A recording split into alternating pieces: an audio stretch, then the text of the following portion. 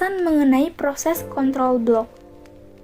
Setiap proses digambarkan dalam sistem operasi oleh sebuah proses kontrol blok PCB.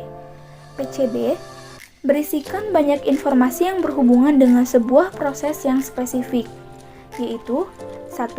Status proses. Status mungkin dimiliki oleh setiap proses new, ready, running, waiting, terminated. New, status yang dimiliki pada saat proses baru saja dibuat oleh penjadwalan tingkat tinggi, tetapi belum siap melakukan eksekusi. Ready, status yang dimiliki pada saat proses siap dieksekusi oleh prosesor. Waiting, status yang dimiliki pada saat proses menunggu suatu event, seperti penyelesaian input-output atau menerima sinyal. Terminated, status yang dimiliki pada saat proses telah selesai dieksekusi. 2. Program counter adalah menunjukkan alamat berikutnya yang akan dieksekusi oleh proses tersebut. 3. CPU register. Register bervariasi dalam setiap jumlah dan jenis, tergantung pada rancangan komputer. Register tersebut termasuk dalam akumulator, register index, stack pointer, general purpose register, ditambah kode informasi pada kondisi apapun.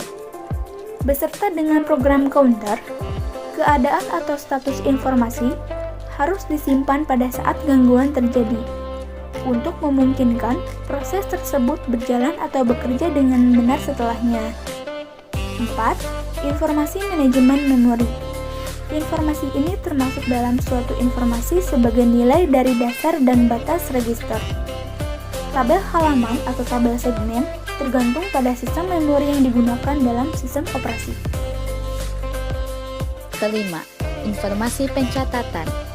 Informasi ini termasuk jumlah dari CPU dan waktu real yang digunakan, batas waktu, jumlah akun, jumlah job atau proses, dan masih banyak lagi.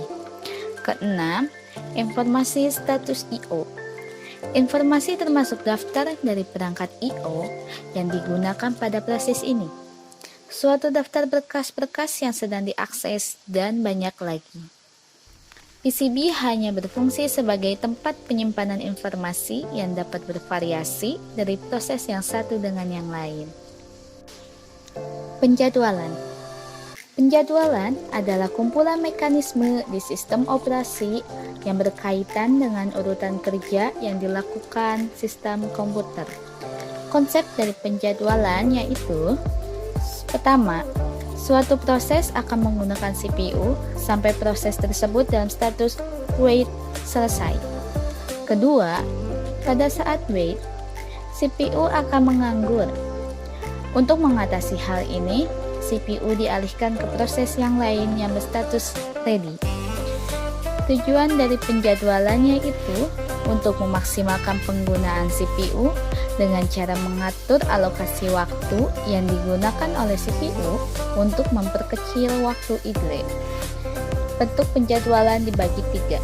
Yang pertama, antrian. Yang kedua, penjadwal atau scheduler. Yang ketiga, context switch. Antrian penjadwalan dibagi dalam 3 kategori. Yang pertama, job queue, yaitu antrian berisi semua proses yang masuk dalam sistem. Yang kedua, ready queue, proses yang berada pada memori utama, siap dan menunggu untuk dieksekusi. Yang ketiga, device queue, deretan proses yang sedang menunggu peralatan I/O. Proses baru awalnya diletakkan di ready queue dan menunggu sampai dipilih untuk dieksekusi oleh CPU.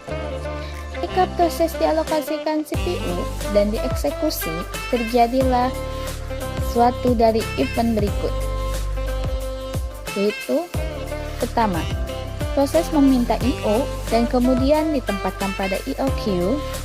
Yang kedua, proses membuat subproses baru dan menunggu diterminasi. Ketiga, proses dihapus dari CPU karena diinterrupt dan dikembalikan ke ready queue.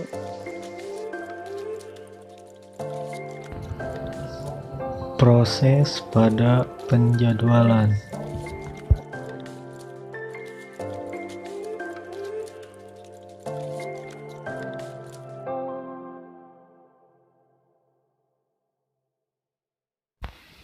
Tiga tipe penjadwalan. Yang pertama adalah long term scheduler atau job scheduler. Nah, untuk proses yang akan dilakukannya nanti akan dibahas. Kita kenalkan dulu tipe penjadwalan itu apa aja.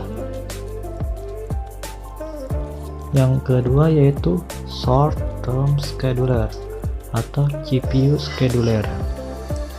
Yang ketiga yaitu medium term scheduler.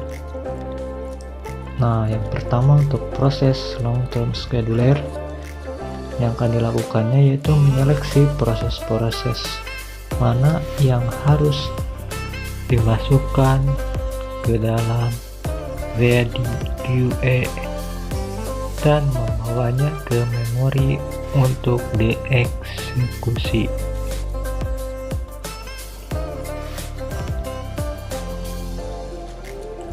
Selanjutnya, long term scheduler mengeksekusi lebih jarang dibutuhkan beberapa menit untuk pembuatan proses baru dalam sistem. Seterusnya, long term scheduler mengontrol jumlah proses dalam memori. Untuk selanjutnya yaitu short term scheduler, yaitu menentukan proses mana yang selanjutnya akan dieksekusi untuk mengalokasikan untuk di proses tersebut. Short term scheduler lebih sering dipanggil karena durasinya yang pendek antara eksekusi. Short term scheduler harus sangat cepat. Pada penjadwalan ini akan menguntungkan untuk memudahkan proses dari memori. Jumlah proses akan berkurang.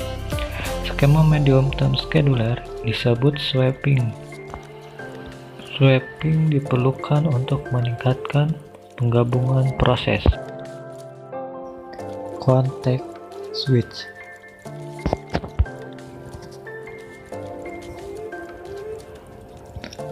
adalah sebuah proses yang dipresentasikan dalam PCB dari suatu proses, nilai dari CPU register, status proses, informasi manajemen memori. Waktu pada context switch mempunyai kecepatan bervariasi, tergantung